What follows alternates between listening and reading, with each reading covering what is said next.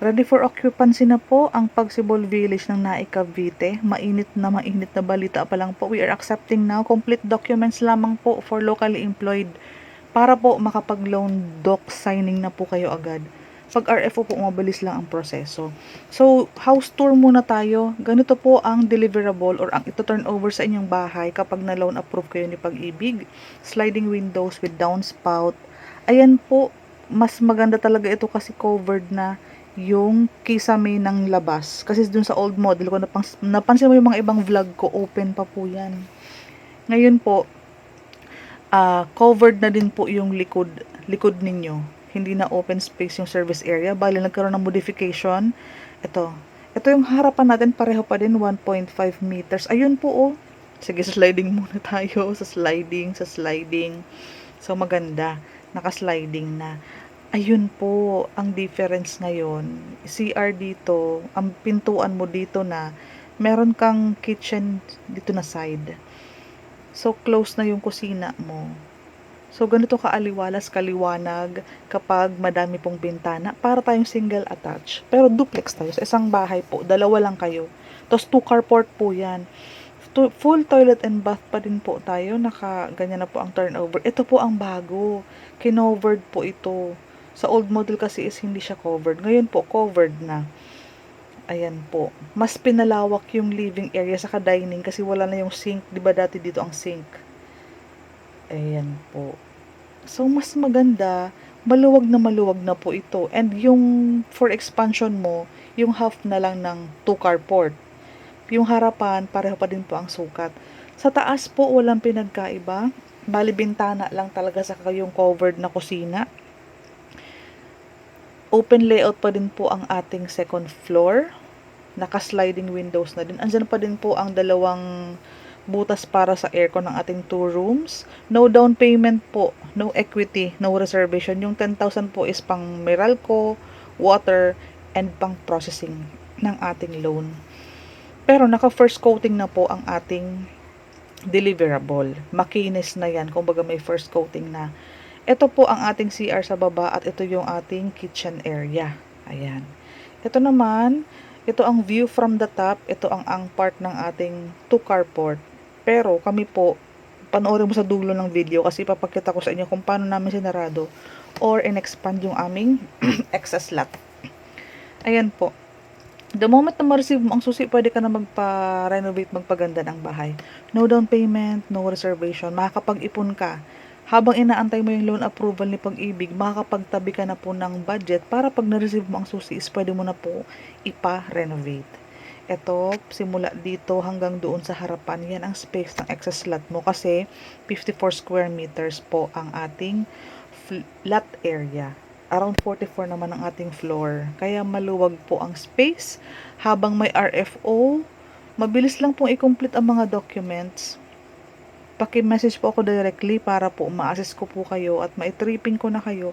During tripping day po, magpasiguro na po kayo ng initial documents. Papadala ko yung requirements maya-maya. So, ganito ang itsura from afar. Makikita mo na ganun siya ka-spacious. Bali, ito po, bahay-bahay, carport. Ito carport mo. Ito yung bahay mo. Bahay ni kapitbahay. Ang carport niya nandoon naman sa kabila niya. Ayan siya. So, hindi ka na magpapa-change ng sliding windows. Kasi kami po, naka-jealousy po kami sa old model.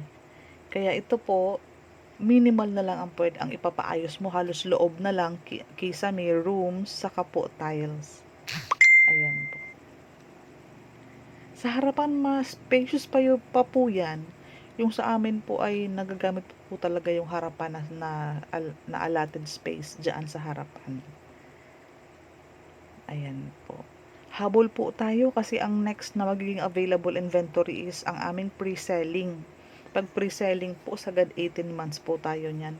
Pareho po sa Katmon, Santa Maria, Bulacan, meron dun po incoming phase 4, pre-selling din po. At yung ating Calamba, Laguna, meron tayong Pagsibol Village po sa Calamba, Laguna, pre-selling. Katmon, Santa Maria, Bulacan, pre-selling. Incoming Pagsibol Village and Naik Cavite po. Pagsibol South po ang tawag. Ayan po. Sabay-sabay po yan kung saan po ang preferred ninyong location. Ayan po.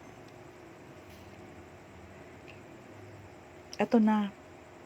Eto na yung um, ito yung sa phase 4.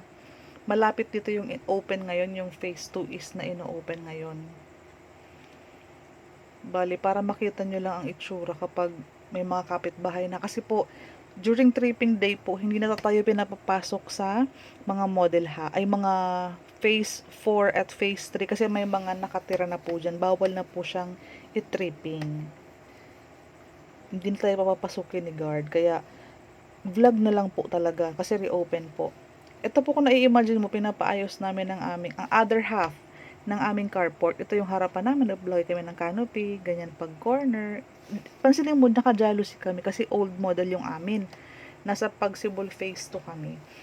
So, ito, isang carport, yung loob na yun is yun ang magiging naming dining area. Saka may space dyan para mapaglaruan ng mga bata. Ito yung harapan. Ayan.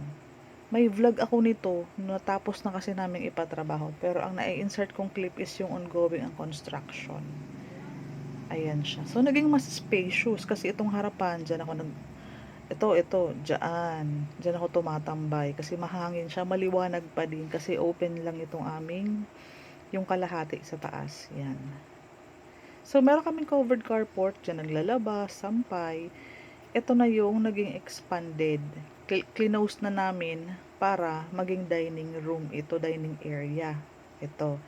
Yun naman sa loob na yun, tinanggal kasi yan, bakal na yan. Naging kitchen naman yun, saka may countertop.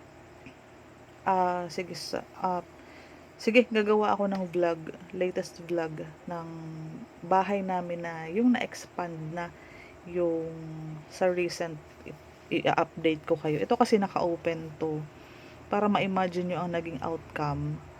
Ayan. Yung windows namin, pina-sliding windows na din namin yan.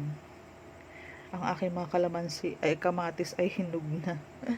Nagtanim kasi muna ako habang hindi pa inaayos yung aming Ayan, hanggang hindi pa namin ito, nag-temporary, kami, palochina ba tawag dyan. So, there you have it guys. Salamat po sa panunood at pagtangkilik. Salamat po sa mga dearest buyer natin na patuloy pong nagtitiwala. Salamat po. PM mo po ako.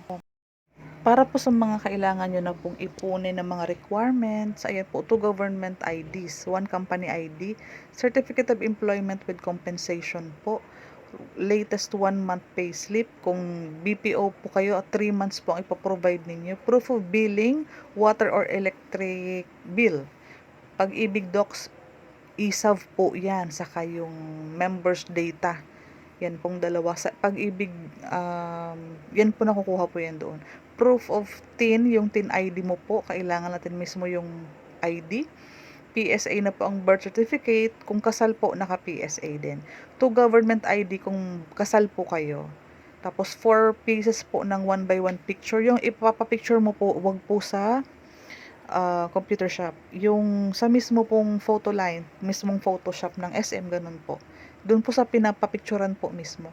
Yung health seminar po is meron po ako niyan. Kailangan natin ng barangay certificate, proof, para po yan for housing loan purposes po. So, kailangan po kung ano ang address mo na nasa Meralco or water bill, yun din po ang ipapalagay mo po sa